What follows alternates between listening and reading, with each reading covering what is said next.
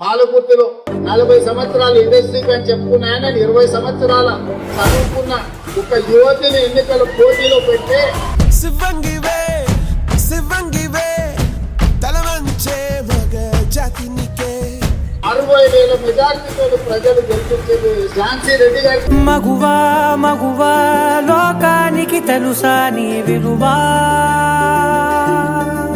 దాని యశస్విని రూపంలో ఆయన పట్ల యమప్రాసమై పాలకుర్తిలో 60,000 మెజార్టీతో ఓడించడం జరిగింది.